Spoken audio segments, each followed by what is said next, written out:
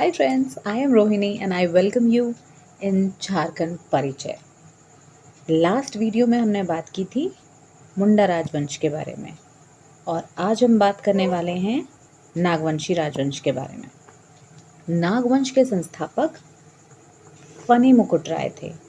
इन्होंने नागवंशी राज्य की स्थापना की और सुतियांबे को अपनी राजधानी बनाई।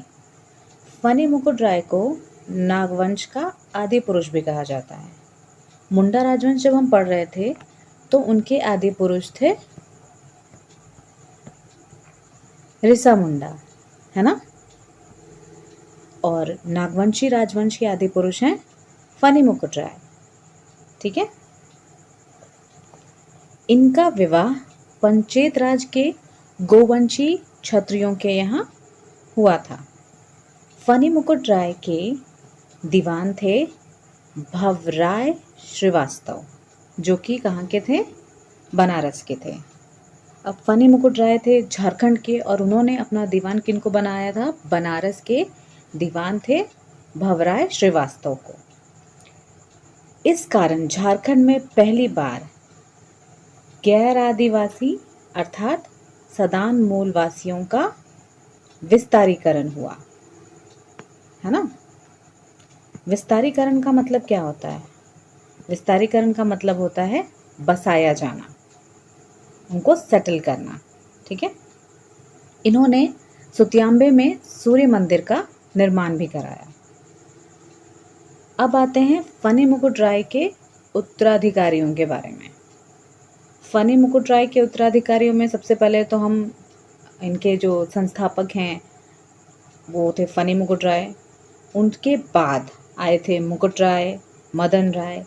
इनमें से जो सबसे एक्टिव राजा थे, जिन्होंने बहुत एक्टिवली काम किया था अपने राजपाट को बढ़ाने के लिए, उनमें से एक थे प्रताप राय। प्रताप राय समुद्रगुप्त के समकालीन थे और इन्होंने सुतियांबे से राजधानी को हटा करके चुटिया शिफ्ट किया, है ना। इनका इम्पोर्टेंट काम इतना था। फिर आते हैं गजघंट राय। इनके इम्पोर्टेंट काम में क्या था? इन्होंने गुमला के हापामुनि गांव में महामाया मंदिर की स्थापना की। गुमला का जो प्रसिद्ध टांगीनाथ मंदिर है, आप लोगों ने नाम सुना होगा, इनकी स्थापना भी इन्होंने ही की। किन्होंने की? गजघंट राय ने की। फिर आते हैं भीमकर्ण। ये नागवंश के पहले राजा थे जिन्होंने राय की जगह कर्ण की उपाधि ली। इन्होंने चुटिया के स्थान पर खुखरा को अपनी राजधानी बनाई। भीमकर्ण ने सुरगुजा के रक्सैलों के साथ बरवा का युद्ध लड़ा, जिसमें भीमकर्ण विजयी हुए। भीमकर्ण ने इस क्षेत्र को लूटा और वासुदेव राय की मूर्ति भी प्राप्त की। भीमकर्ण ने भीमसागर झील का निर्माण करवाया। भीमकर्ण से भीमसागर झील अंडरस्टूड है। फिर आते हैं शिवदास कर्ण। फिर आते हैं प्रतापकर्ण। प्रतापकर्ण कौन थे? प्रतापकर्ण भी नागवंशी राजा थे और ये लोधी वंश के समकालीन थे। इनके शासनकाल में तमाड़ के घटवाल राजाओं ने विद्रोह कर दिया और विद्रोह करके इन्होंने प्रतापकर्ण को बंदी बना लिया। अब ये बंदी बन गए तो इनके रेस्क्यू में आते हैं खैरागढ़ के बागदेव।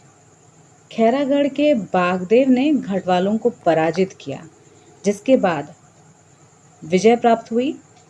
विजय प्राप्त करने के बाद प्रतापकर्ण ने बागदेव को कर्णपुरा परगना का राजा बना दिया, जहां से रामगढ़ राजवंश की नींव पड़ी। फिर आते हैं छत्रकर्ण। इनके शासनकाल में भी बहुत इम्पोर्टेंट एक्टिविटी हुई है। इनके शासनकाल में कुराम्बे में रक्सैल राजाओं और नागवंशियों के बीच भीषण युद्ध हुआ। इसलिए इसे क्या कहते हैं, कुराम्बे को झारखंड की हल्दी घाटी कहते हैं।